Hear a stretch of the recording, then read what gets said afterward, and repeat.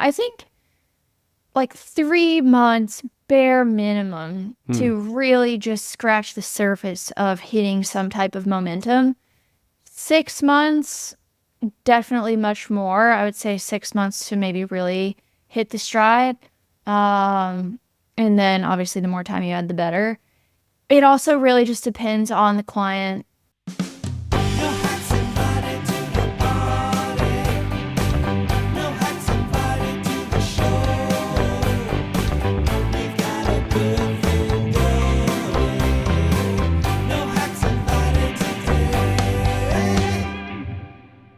Welcome to nohacks.show, a weekly podcast in which smart people talk to you about better online experiences. My guest today is Haley Carpenter, a CRO and experimentation expert and founder of Chirpy, the Not Just CRO agency. She's here to talk about starting CRO programs. Haley, welcome to the show.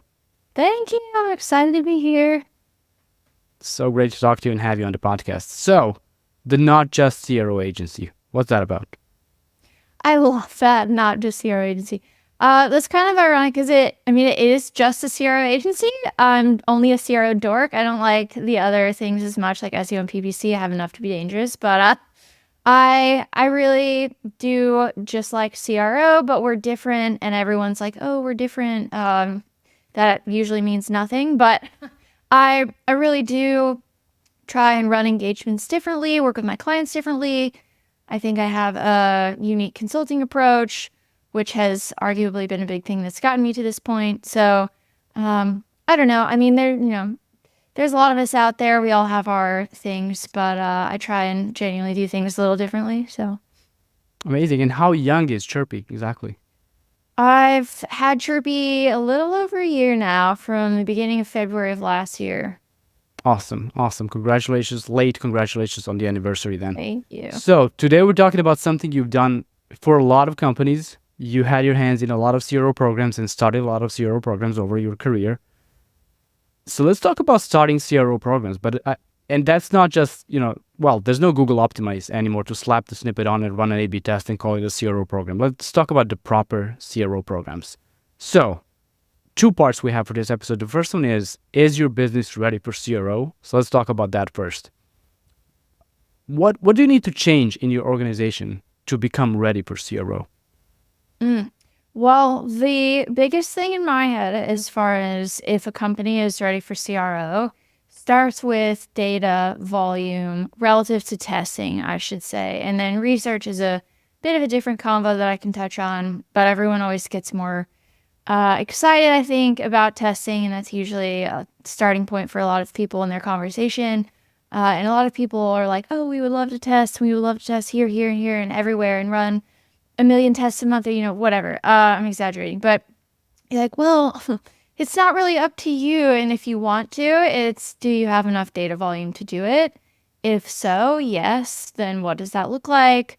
We can actually determine where then you're able to test, because usually it's not everywhere. So there it's really about data. With that said, that usually means that bigger companies align more to testing than small business. Depends case by case, but if you can't test, don't worry. There's always research, and that's the other big half usually of the conversation. Anyone, in my opinion, can do user research. It, again, depends for some of the methodologies on data volume and what you're able to do. But there's always something that we can find for you there. So I would say that at a high level, and then relative to the culture piece and what type of culture you have, if you have a culture of, well, this is what the CEO wants to do, so we're just going to do that, or this is what we think is best, so we're just going to do that, and you don't have an open mind and you're not willing to change your processes and your systems, or listen to, let's say, data, that's maybe start with that and work on that culture piece a little bit. And not to say that you can't flip into something different quickly, or flip into research quickly, but usually you want to set the stage properly with all of the stakeholders, so that at least if you start doing some of this stuff, they know what's coming their way, and everyone is at least has the same set up for it, if that makes sense. It does. It makes a lot of sense. One thing I've noticed: more you hang out with CRO people, less you talk about testing, and more you talk about research, and more you steer away from CRO people. It's more about testing. Let's test this. Let's run a test. I have 12 users a day. Let's run a test. Let's see which one wins. It's 7 versus 5, or whatever. But yeah, that's a great start. I think if you don't have the data, if you don't have the volume, like focus on the volume. Like let's get someone through the door before we figure out if their journey is as it should be. User research, sure, but testing, no, please don't. So what type of businesses are kind of a no-brainer candidate for starting a CRO program? Everyone, I hate to make big blanket statements like that. Lots of people start with, e-com. E-com is the prime candidate for CRO and testing. Some people really question if B2B is, or lead gen is able to do it at all. And you're like, well, of course, like it's not just e-com that can do it. So on that front, I would say really any business can do CRO. Anyone can test. Anyone is a prime candidate. Any industry, lead gen or e-com. But it really just comes back to that data volume piece and just finding relative to testing. Research, like I said, anyone can do it. But relative to, that, it just starts with that data volume mostly. And that just lends itself more to bigger businesses usually because bigger businesses just have more data volume by nature. So it can be exclusionary in that way. But yeah, everyone should look into it and consider it, I think.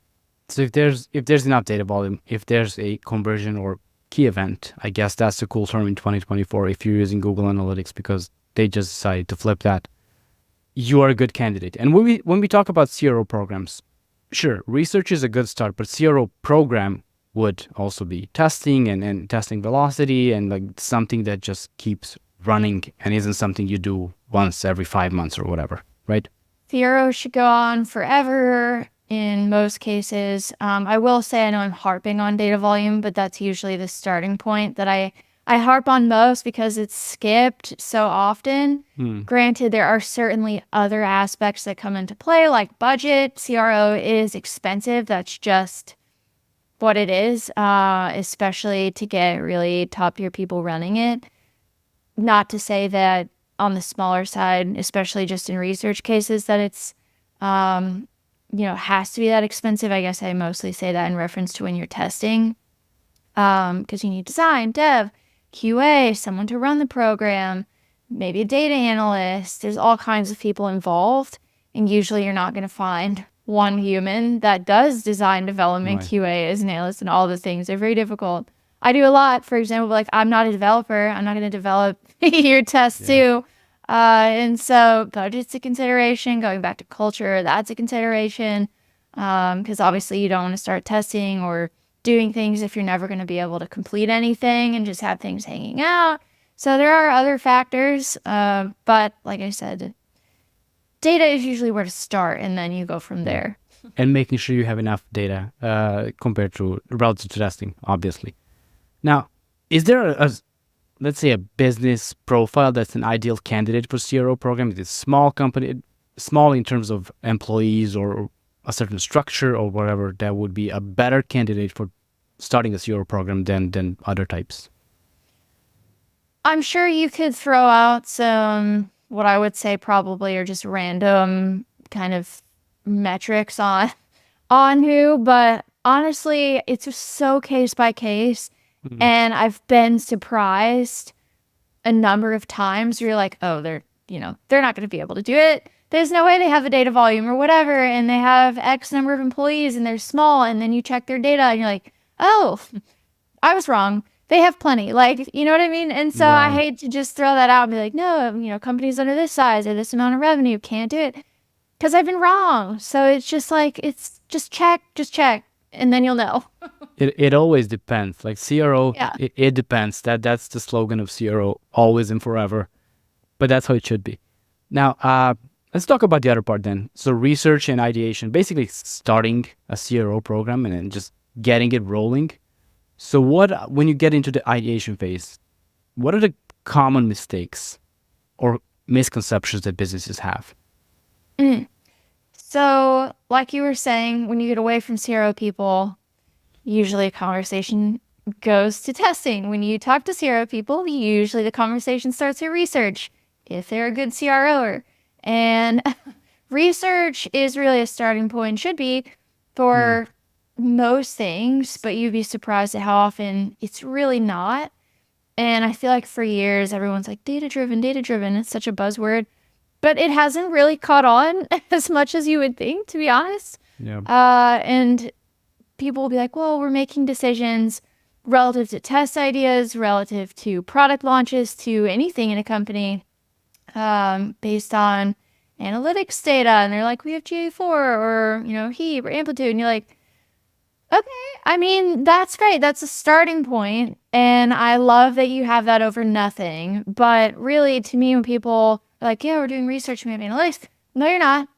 Analytics doesn't count anymore. And this is a tangent that I go on frequently because it's table stakes. Every business has Hmm. analytics these days for the most part. And if you don't, that's a bigger problem.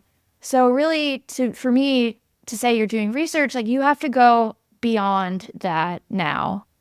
Okay. And So especially because oh, sorry, go analytics ahead. doesn't count. And analytics Right, doesn't yeah, count. it doesn't Okay. count anymore. And you need quant and qual data Right. both, which an analytics tool isn't going to give you qual data. So on that front, you're definitely not doing anything if you just have analytics.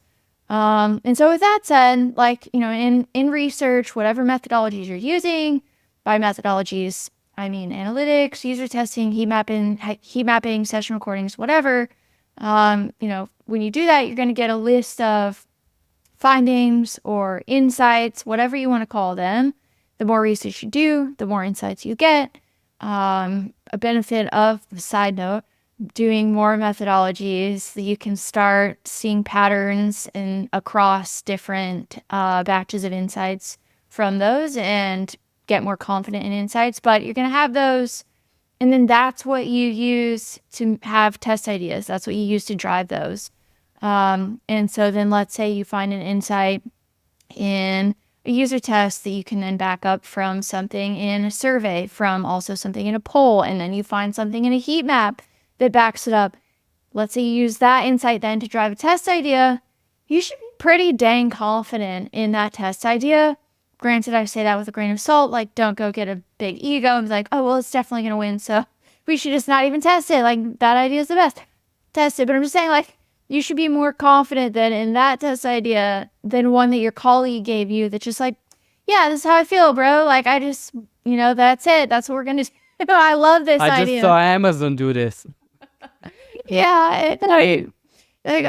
okay, no, that's not what should be driving your program. So don't get me wrong, That, there's a place for heuristics, but should of not be a course, majority. of course, but yeah, and to go back to research versus just straight to testing, we're 12 minutes in, or around 12 minutes in. We haven't mentioned button colors once.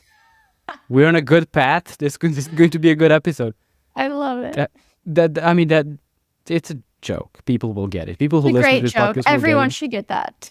Yeah. I mean, but that's when you talk to a business owner within a company or someone making decisions in a company that doesn't really have any CRO culture or any processes or anything. I mean, they want to test button colors. They want to test meaningless. You're not going to learn anything from this kind of things because that will get them to start testing. And if that gets you to do other things after that and beyond that, it's kind of okay if like the training wheels on a bike, just let them and then maybe take the wheels off. That's just my opinion. I could be wrong, but I think even that could have value. Oh, I agree. Yeah. You have to let people fall on their face sometimes in a Yeah. loving way, where they have to learn something for themselves and then they'll come back and be like, okay, you know what? You were right, You're or we right. messed up. Let's do what Exactly. you said. But the thing there is though, is that can go one of two ways. Is Hmm. they'll learn those lessons, they'll run those button color tests, and they'll fall flat. And then they either have someone to pick them up out of that and take them down to success down the other road, or they don't. And then they're like, well, CRO sucks. It fails. I don't know why anyone does that. because they don't have the right expert to pick them up out of it. So it can be beneficial, I would say, if you have the right people. That is so true. And I think it's very risky for an organization to start trying CRO before they're ready. Because like you Yes. just said, it's bad, it's not gonna work. And then 5 years down the line when they're big and have enough data, they remember that they got burned by a consultant who didn't tell them they shouldn't do it and took their money and ran away.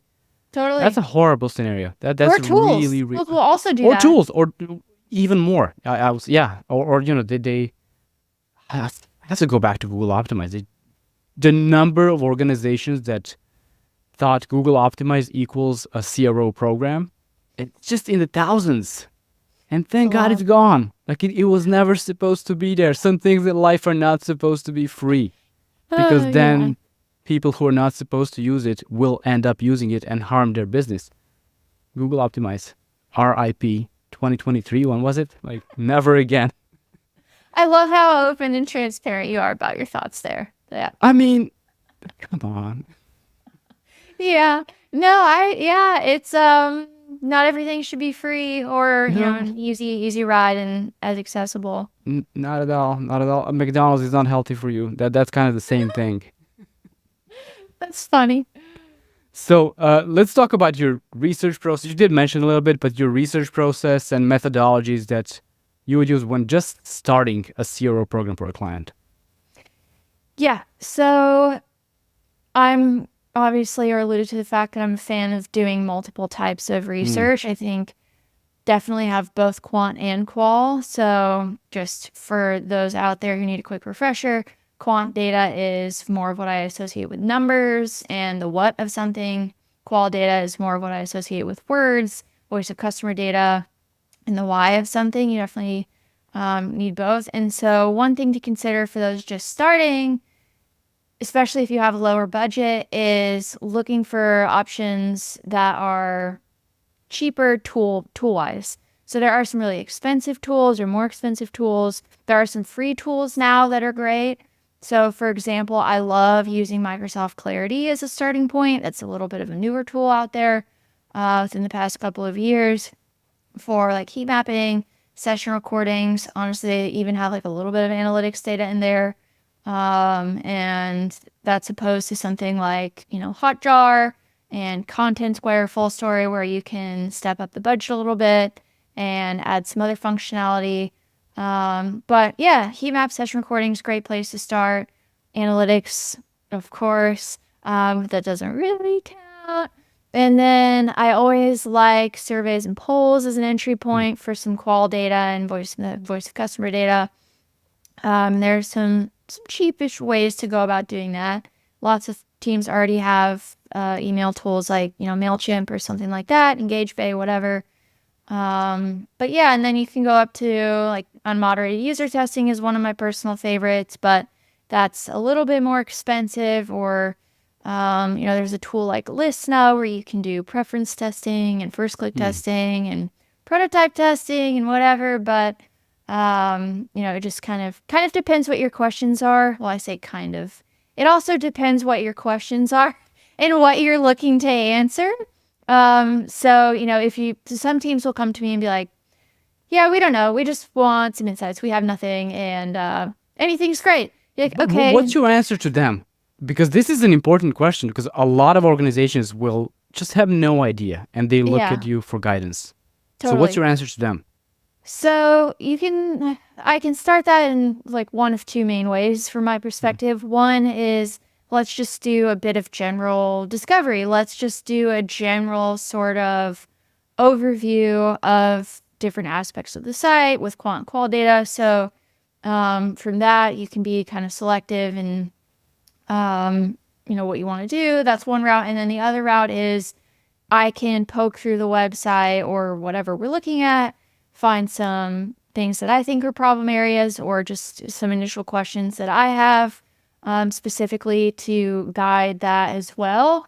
Granted, now that I'm saying this out loud, like that also helps frame that general discovery as well. Like I'm going to have some questions coming in that I'll use to frame that, but not a problem, for me, if you come in, you're like, we don't know.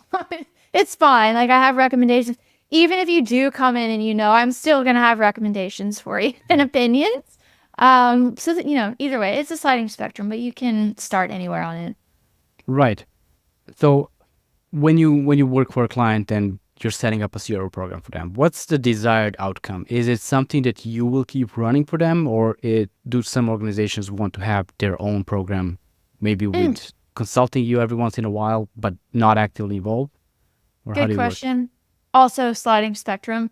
So for me, I never run a program with the thought or the intent like, oh, I'm going to run this forever and I'm going to try and keep this forever, all for me. No, like I'm here for different points of the journey. In the anomaly that you want me to run it forever, like, great, I'm happy to do it if that's what you really need. Or for several years, like, great, happy to do that.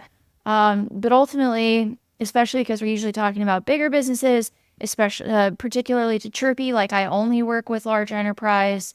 So with that said, like clients that I have should ultimately have the resources and ability to take it in-house fully.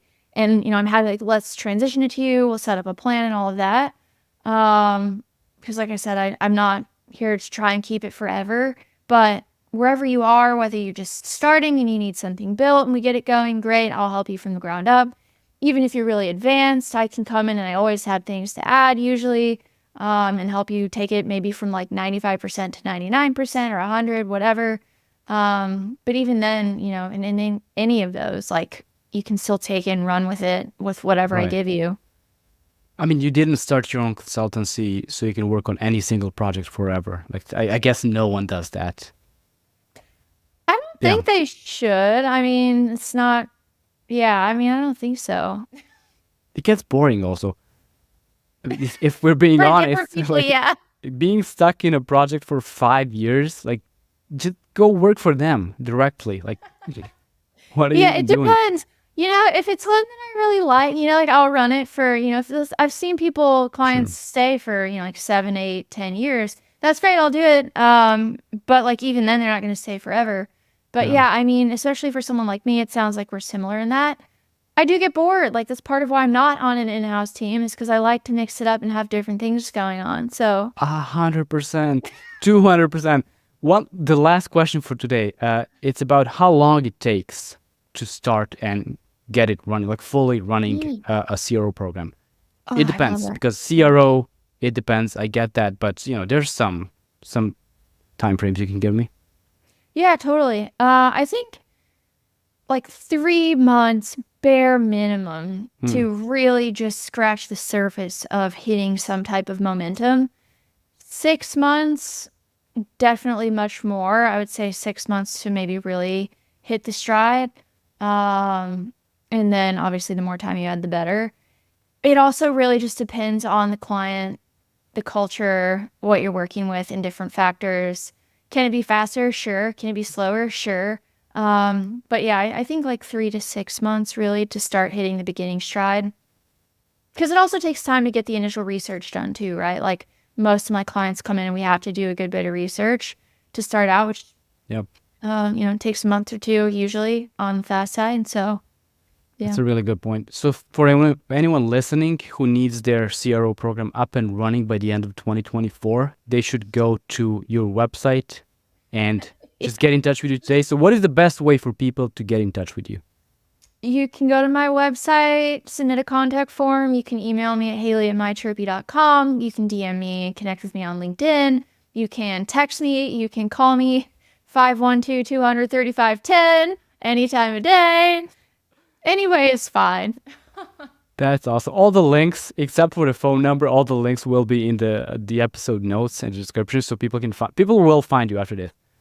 Haley, a CRO legend, experimentation legend, thank you so much for being a guest of No Hacks Show. And to everyone listening, you learned a lot today, and I hope you will share this episode, review this episode, rate this episode, and I will talk to you next week.